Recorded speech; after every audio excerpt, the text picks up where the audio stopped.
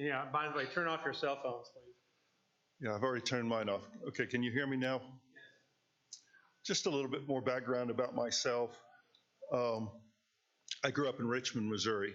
If you are familiar with Ray County, east of here, I was on a farm for my first 18 years. I graduated high school and left for school, and it was 40 years before I came back to Missouri. A little bit of time at Oklahoma Baptist University pursuing a music degree. And when I realized that I really don't like performing, I switched to psychology. From there, it was to San Francisco graduate school, where I did a couple of degrees. When I did my doctoral work, it was with the intent to discover how we can move beyond this kind of adolescent point of view that seems so common in evangelical Christianity.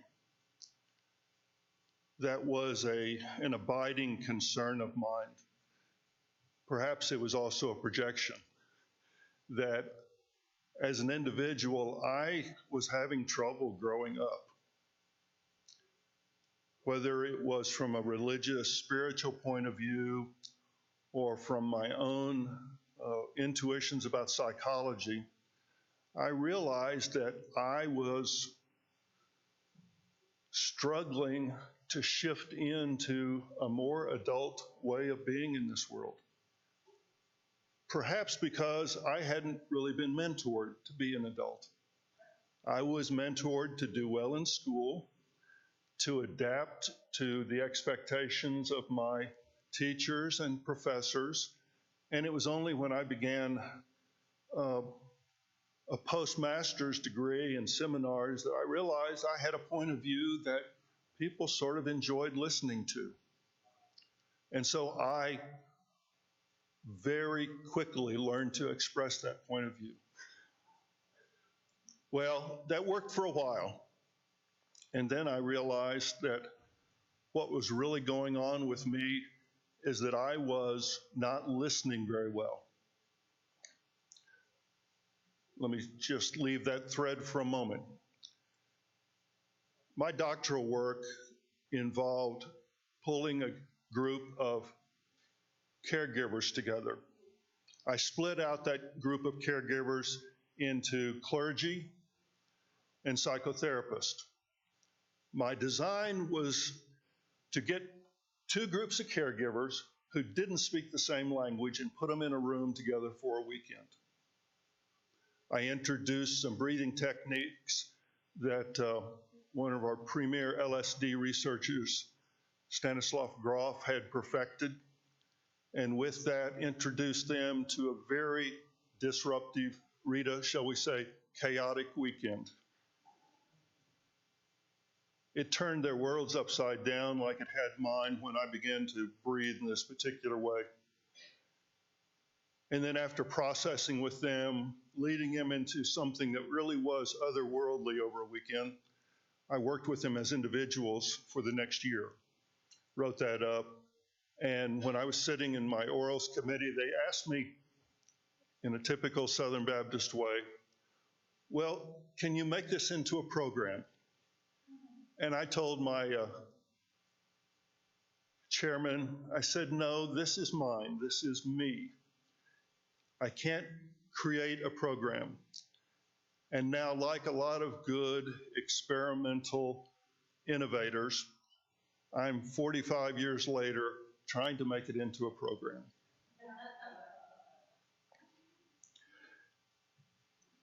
Dave Black asked me to consider being here, and I was glad to look at the opportunity. Some of my friends are here because we had experienced something through the Presencing Institute, come out of MIT, with the work that they are doing to take people culturally into a deep dive, to take people who are having difficulty speaking together, coming up with really innovative ways of being together, into something that allows them to settle in. And that's really what I want to talk about today. How do we drop out of, as it were, how do we strip off our clothing of thinking and feeling and particular patterns of willfulness so that we can get naked, get close to something that has more fundamental meaning for each of us. Let's see here. Okay, I'm having trouble with the slide. Oh, it's on the green button. Okay. Thank you. So the green button, as I recall, is my little pointer. That's a pretty complicated slide, isn't it? That's pretty much the way my week has been.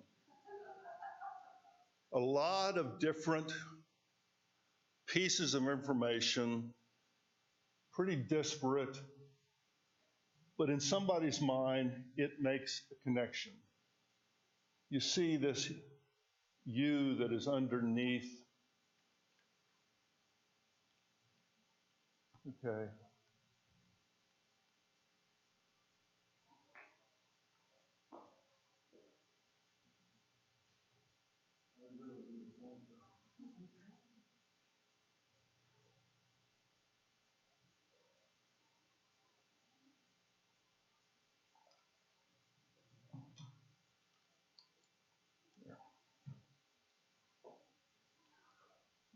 If you'll notice, there is a you that is underneath all of these words.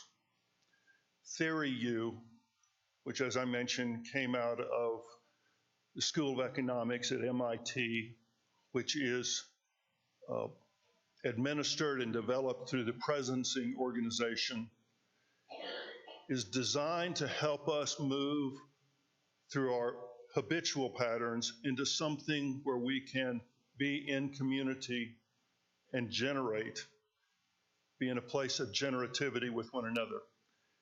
If you remember years ago, Erik Erikson talked about generativity as one of the last stances of a maturing adult. It is a place where we look back at what has been and we say, what have I left to offer? So at the bottom of the U, at the bottom of this place where we're connecting to source and we're looking at presencing, we see a place of generativity.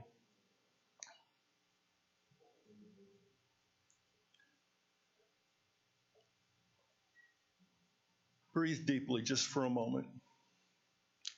Take a look at that. Now allow your eyes to glaze over.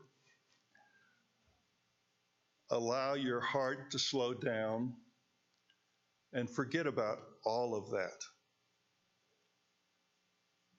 Simply be in touch with where you as an individual are in this moment.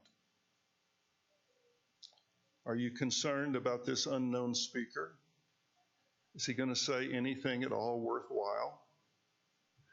Is this going to be a complete waste of time? Did you get enough sugar in your coffee? Allow your eyes to glaze over. Be in touch with the rhythm of your own being, your own body. No, folks, really quit looking at the slide.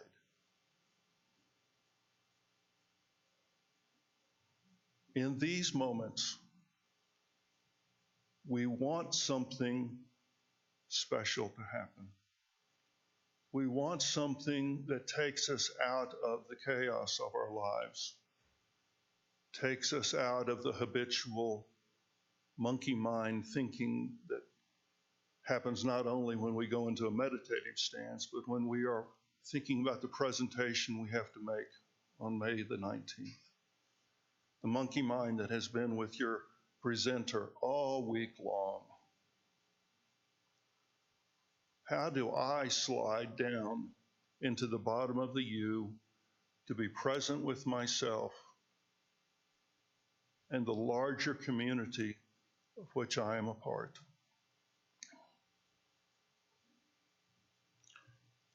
A totally blank screen is what we all need at a certain time of our lives. I don't know how many of you are habitual meditators, but that's been an important part of my life on and off for the last 35 years. Sometimes it helps me to prepare for my day. Sometimes it helps me to retreat from what has captured me during the day. But regardless, it is a place of dropping down and through an incredible paradox of both focus and inattention, I touch something that I reference as a source. Years ago, I might have referenced it as God. Now it's simply a place of stillness, a place of ultimate connectedness to everything. I have state experiences, as it were, that take me into a much richer apprehension of everything from time to time. But then I have weeks like this, when my mind has been fussing about all the things I could share with you. How much does this 65-year-old guy know that he needs to impart to people who are just sitting there? Well, it's just an incredible amount. And so in this moment, I release it all. I release my expectations of what you may or may not need to glean from me. I release my expectations of how you might need to be tickled in this Sunday morning forum. I release my expectations of anything except what we might co-create. And here we go. The success of an intervention depends on the interior condition of the intervener. So says William O'Brien many years ago.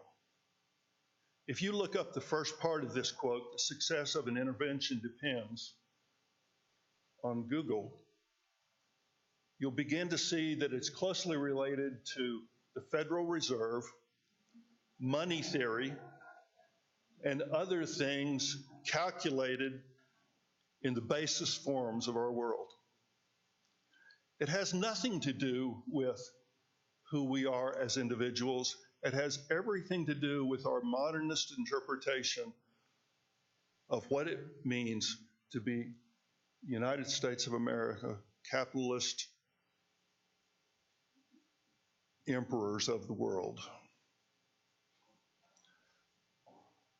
But O'Brien said, no, if we are going to be leaders in any circumstance, we are totally dependent upon what is happening within ourselves. Okay, this is Dr. Prism and the Kaleidoscope Men from Mars. This is a personal favorite of mine. It is a collage that I found on the internet some time back. And when I need to meditate on my own life, I turn to Dr. Prism, because this is a pretty good representation of how I live my life. Notice the apparatus on his head. Notice the prism that is looking at the world through not just rosy-colored glasses, but an entire spectrum of visual information. My shadow is over here, and while it is well-formed, it is not very attractive. Down below, I have a whole constellation of scientific breakthroughs. I have a whole network of ways that the world has been revealed to me. And only recently, I see how I am in control of all of these things. My thinking, my particular attenuation of the visual colors of my world has me in control of everything that is going on. It is, as it were, my own interior that is shaping everything around me. Now, you remember when I started, I was talking about an adolescent point of view. You can see I haven't departed very far from that. Because the adolescent is at once entirely sure they are unique into the world and absolutely the same as all their peers. But as we grow, as we develop, we are able somehow to begin to take responsibility for that which we are engaging once again. We began to reference how our particular thoughts, our particular engagements, our intuitions, our emotional life begin to calculate and create a world around us. So how am I different than this world around me? Sometimes it's hard to know. Am I primarily defined by my tribal beliefs, as progressive and political as they might be? My tribe has become ever more liberal as I have grown, and yet it is still a tribe. I am still aligning myself with other like-minded people. Are there any ways that I have integrated and transcended my childish, adolescent, or even young adult ways of coping? Existentially, have I really dealt with how dark this world can be for me? I remember years ago when I was teaching at the C.G. Jung Institute in Houston, Texas, where I lived for 25 years, that Henry Straw, a friend of mine, asked the question, what if when we die, there really is nothing? Damn.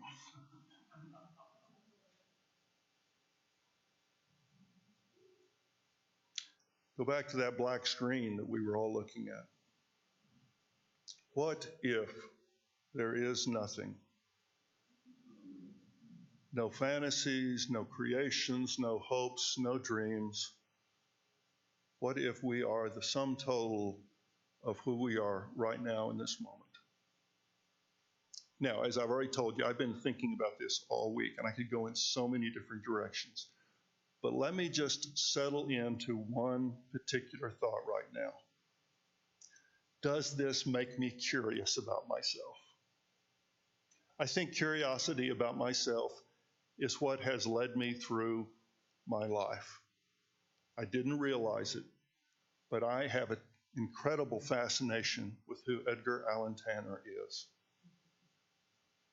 How he approaches his world, how he attends to others, how he is contrived and contingent upon everything that's going on around him, how he is so easily twisted into a ball of knots by the conversations and the feelings that just happen to be passing through his life.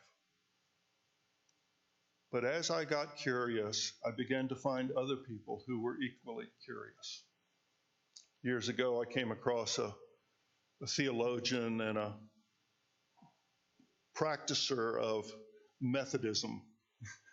His name was Jim Fowler. He talked about the stages of faith, and it was one of the first places where I began to see a developmental model that might take me out of my childish, adolescent ways of being, might help me to see a vista like I was able to visualize in so many of the backpacking mountaineering trips that I was taking at the time.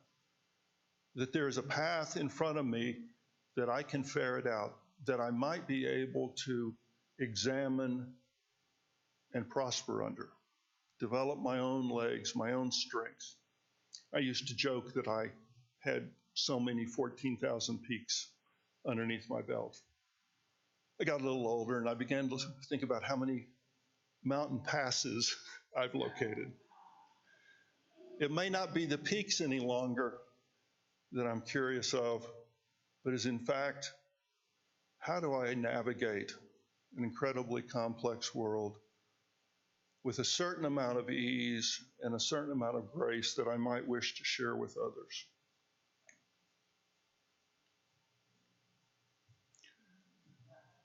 One of my buddies, Albert Einstein, imagination is more important than knowledge.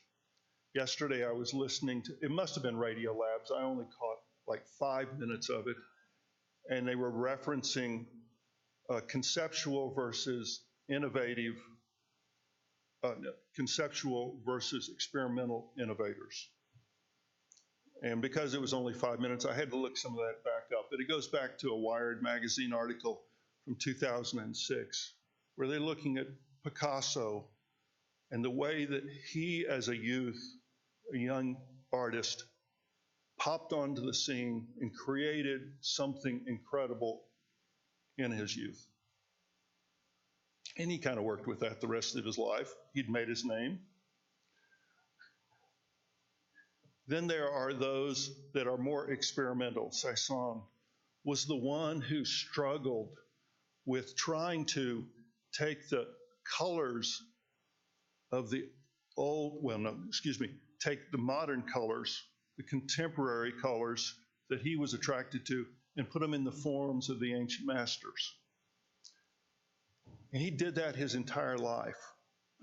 He was an experimental innovator, never quite got where he needed to be.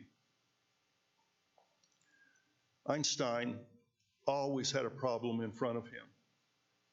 He was never satisfied with one thought, never satisfied with one particular genius moment.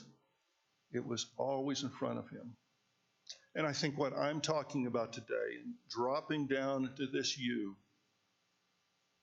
speaking to people who are still seeking, is very much out of the experimental, artistic mode of being.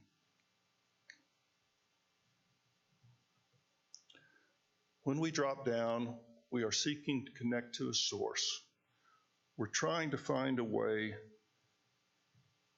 that the word presence has meaning to us. Presence is that meta word. It is something that captures more about living in community than anything else that I know. I have a friend. She is frequently perturbed when I use the word just be present. I suppose I've overused it. She thinks it's a wishy-washy word, that it has no meaning. But for me, it is filled with meaning, because when we ever touch something that is like a source, we live in that moment with incredible presence of being.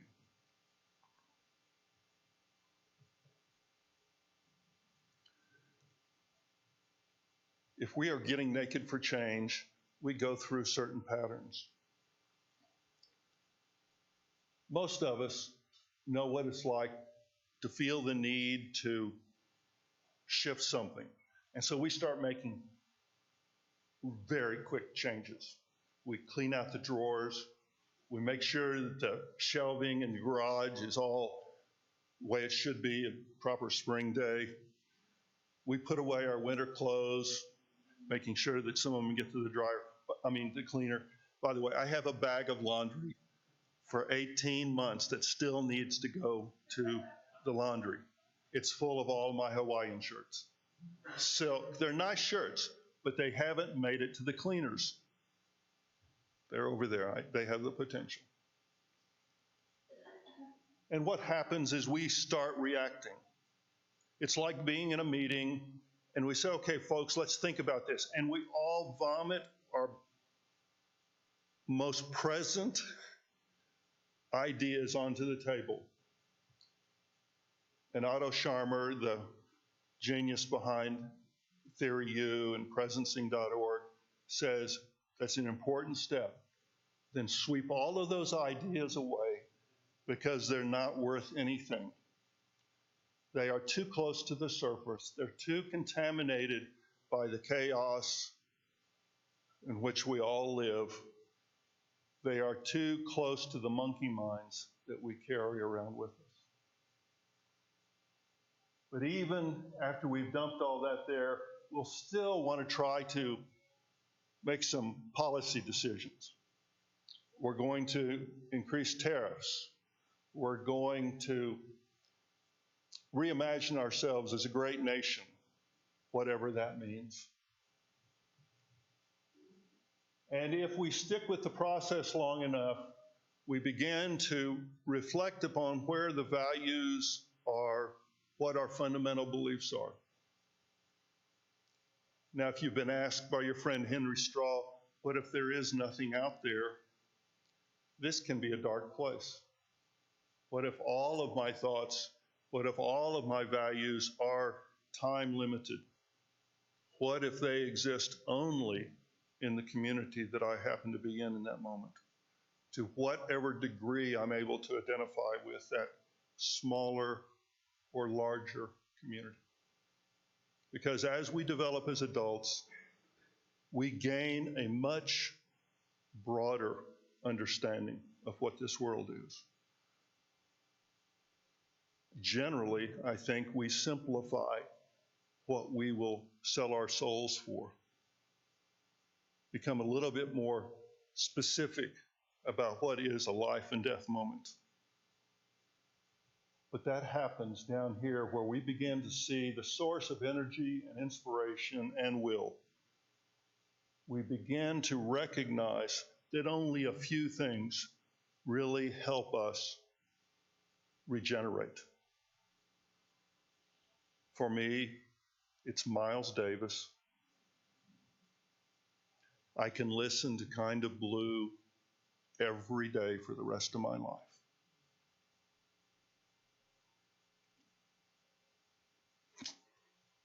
Isn't that silly? That something so particular can have such profound meaning for any of us. It could be my two grandsons in Austin, Texas, too. But Miles Davis is there with me every night. We're back to our complicated diagram. Somehow, we've got to let go of these voices of judgment. We've got to redirect the cynical voice within us that is always picking at the speaker, that is always trying to find a hole in the logic. Because underneath those voices, we have fear. We are children afraid.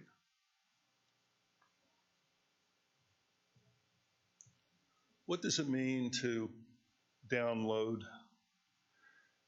past patterns, suspend judgment? Here, I think psychology is especially helpful. Human developmental theory, which might have started with Piaget and Kohlberg and others, has really hit in the last 30 years. People like Ken Wilber and other integral theorists have created, at least in the initial forms, a theory of everything, where from the protoplasm up to the highest developed form, we can find ourselves in this universe. How is our cognitive life working? Where is our moral development? Are we appropriately social in our being? And so many other lines of development. As we begin to look at these things, we naturally will let go of our voices of judgment. How can we judge another when we're so aware of our own inclinations in that direction? Well, it's actually pretty easy. We do it all the time, don't we? We just barricade our little egos off from everything that is other. Robert Keegan's developmental theorist, and he talked about how we need to self-author ourselves. And I mention him because he has one of the most pristine, simple developmental lines that I've seen. You know, it's like 5 stages. Most of the people that I look at have 13, and they go all up to a holy, transcendent, unified something or other. I was there a couple of days ago, and it's gone. But the idea is that when we begin to self-author, we are confronted with our own voices of judgment, primarily against ourselves, and we project those out. If we can get past that, we begin to see how beautiful the sunrise is. We begin to recognize what a beautiful day it is. We know that we have reached into the highest parts of ourselves.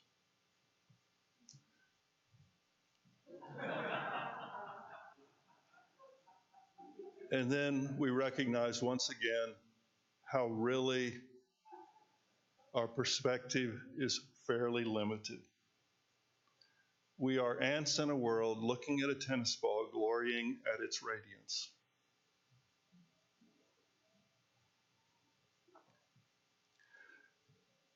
The voice of cynicism is one that we dip down and redirect.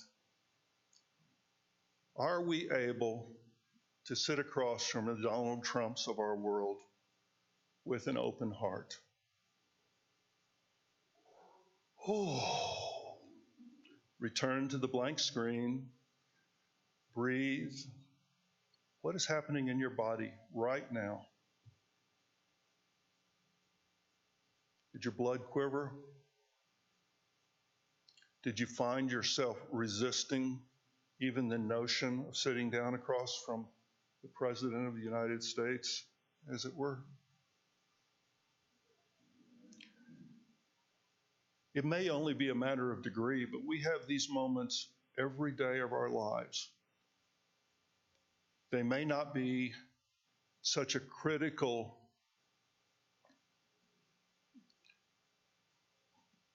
national issue for us, but we come across people who feel differently than we do, who think radically different than we do. They are willful in a different way than we are. And somehow, if we are compassionate, we learn to meet them with an open heart. In my experience, and remember, I'm the experimental innovator, I am not killed off by these people. There are moments when it feels like I'm dying, but I have not yet been killed because of my open heart. I've had to digest a great deal that I take in when I have an open heart. And I might have an extra 20 minutes of meditation at night, learning to process that. And my dreams might be a little bit more active as I face the shadows that teach me during the night. However, I am still here to talk about it. And I think my heart might be a little more open, a little softer, because of the practice it has given me.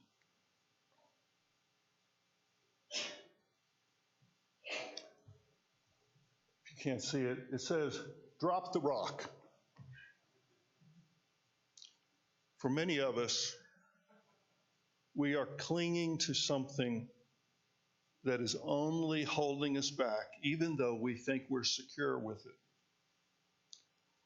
And for goodness sakes, we know it's holding the rest of the world back.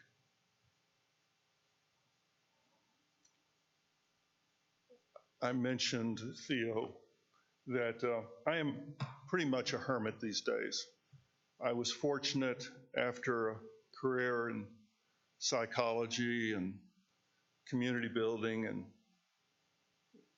pastoring to come back up here shortly before my parents, who were still living on the family farm at that time, had died. First time in 40 years that I was able to come back up here. First time in perhaps 40 years that I felt ready to take my seat as the firstborn inheritor of the family farm, a product of somewhat parochial Ray County, Missouri, and start to drop my rocks. Start releasing myself into just whoever I happen to be. So I work at Costco. They have good benefits for a 65-year-old. It's a member service. For those of you who are not familiar with Costco, it's like a Walmart greeter. It's not the highest avocation in the world, but it works for me. Until a few months ago, and they said, no, Edgar, you need to be doing more. We're going to make you full-time. You're going to be outside marketing. Well, I still enjoy the people. I still have an opportunity every day to examine what rocks I'm holding on to and to release them in the face of being ordinary. I'm no longer Dr. Edgar Tanner. I'm Edgar. It says so on my name tag. After 2 months, I changed it from assistant member services to outside marketing. So I picked up a rock. We are all holding on to things that we should be able to release. The barriers of everything that we put between ourselves and what scares us can be dropped away when we release our habitual patterns of thinking, when we let go of our cynicism. Our wills find a way to be neutralized in this world. And more than ever before, we find ourselves as a part of a community. And it might even be our own tribe. It's simply a community. I'm going to go quickly through this because I know I'm coming to the end of my formal speaking. But here's what happens when we begin to drop down through the U, at least when it comes to talking, listening to others, and even to ourselves, if you have these little internal monologues, dialogues that go on. What has started out in listening to others as simple politeness. I know better than he. I know better than she. I don't even know if that's the correct grammar, but I know better. I'll be polite as they continue talking, even though they have no idea how important a Costco membership is to them.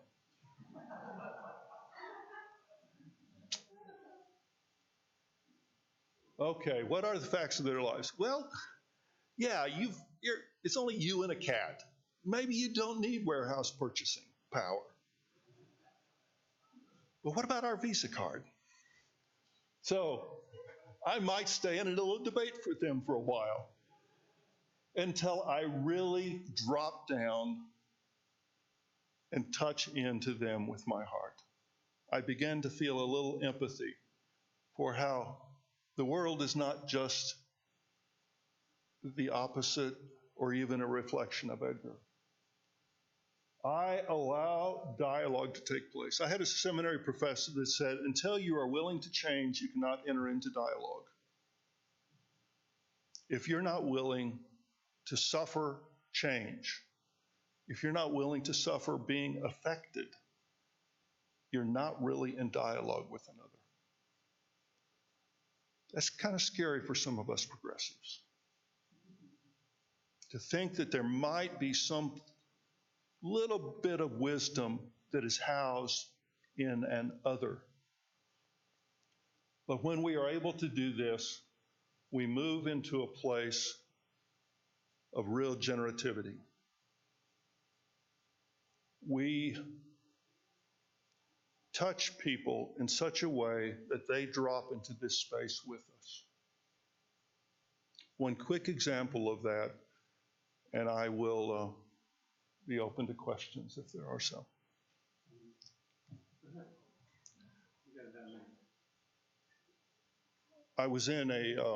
I am in a group, a cohort, mostly in the Northwest, Seattle, Vancouver. We've been meeting for 4 years. We know each other well. We trust one another with our deepest secrets in the most difficult life decisions. And we've recently come to the place where we no longer suffer our own catching up. We will sit in silence together until we are quickened as an individual or as a collective. And friends, that is hard. It is hard to be open to that which is unseen, which is slipping to us from an unknown source. And yet that seems to be where our excitement is. We have dropped out of our habitual thinking. We've let go of our cynicism, our willfulness, and we're simply sitting with open hearts to one another and to a much larger universe than any of us had previously conceived. So when I talk about getting naked for change, that's where it begins. Thank you so much. Would the ushers come forward for the collection for the church? And I'd like to take an opportunity to ask the first question in a way or make it. And I'm encouraging the others not to make a statement, but I'm not sure I'm going to be able to accomplish that. As I heard you talking this morning, I kept thinking of the term nirvana, and that seeking nirvana has some of the same characteristics of what you're talking about, is being comfortable with yourself, doing the right thing, being contemplative. And is that a concept you're familiar with and that you would kind of generalize this whole way of thinking? Well, it's certainly a very familiar concept. I think my initial response is one that nirvana keeps shifting for me. Nirvana as a function of my projections it's important for me to seek nirvana, but it's also important for me to recognize when it moves just a little bit farther out of my hands. I think all of those things that we attach through dogma to our preconception of what's out there are important for a little while.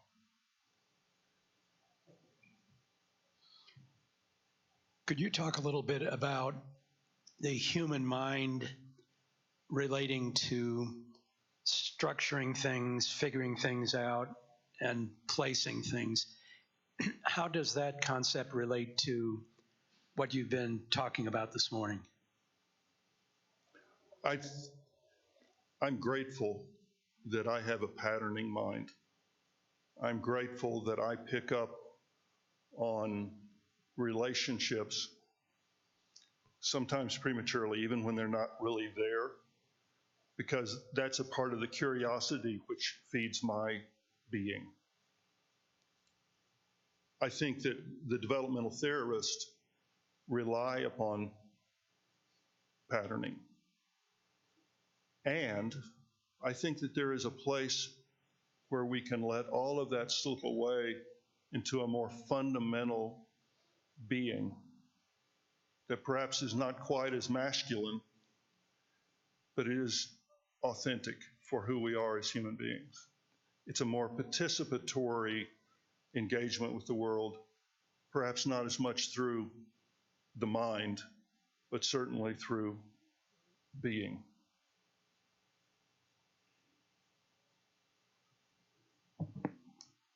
Would you please comment on the concept that there is a God? It doesn't matter what God is what God is, and my belief or disbelief have no effect on that. I think that in and of itself is a faith statement. We need to have ways of talking about everything from Christmas trees to good tomatoes. We need to believe that if we act, we are going to be closer to where we want to be.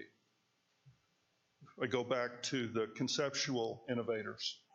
Somehow the genius is that they see something and it can be realized quickly, or at least with youthful enthusiasm. There's a part of me that wants to believe there is God or something out there that is attainable, or at least approachable. I don't use God very often for myself anymore because that, has such a dismal history in my own life. I've come through many iterations of what God might or might not be. And for me, I am grateful for a release of my own will when it comes to how that, is realized.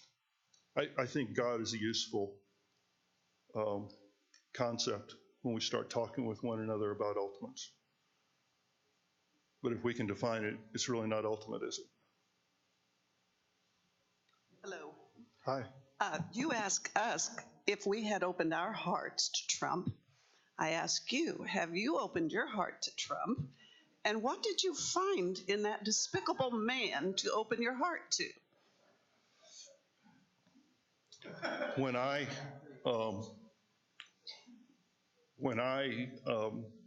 choose to engage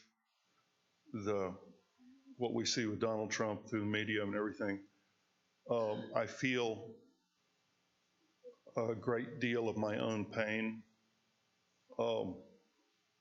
somewhat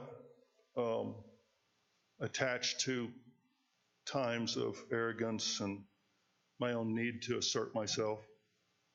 I hurt when I speak to Donald Trump in my dreams at night. And I try to realize that there's a little Donald literally inside of me, because I don't have the political aspirations to be, in Washington where I deal with him directly.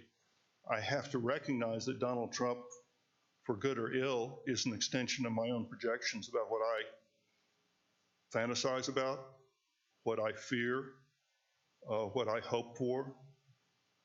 And to the degree that any political leader out of intimate relationship with me is doing something out there that I'm addressing, it is my projection. It is my attachment to a certain narrative that hooks me, that loosens my feelings, opens my heart, that allows me to release my will so that, whatever could happen. It also is that which mobilizes me at a more local level to get things done that seem, for me, more redemptive. I won't vote for him this year.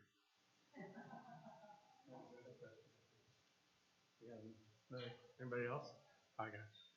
You mentioned what I would consider transcendental moments or periods of peace, like with, and for those of us that don't have the religious dogma background, do you think we can essentially attain that transcendental moment? I think that we all have state experiences. We may have them, when we're fishing. We may have them when we're in our garden. We may have them when we're making love. When we are essentially outside of the confines of our own normal state of being. Those are state experiences. They can be more or less transcendental. State experiences, once we fully incorporate them become stages of life. States build into stages, and stages build into larger communities and more generativity. Well, thank you very much. Thank you, George. One of the gracious things that we do around our church is we give you this wonderful coffee cup the union made, a tribute to your speaking at the forum. Thank you. On your programs today, on the sheets there's an opportunity to provide some feedback to the forums this year, because this is our last forum for this year, and we will restart the forum in September. So there'll be no more forums this summer. Anyway, I thank you for coming and wish you the best. It's not the last thing that I've closed down. Okay. Thank you again. Isn't that great? Thank you very much. That was great. And he's going to be at the library for a little bit to discuss the topic further.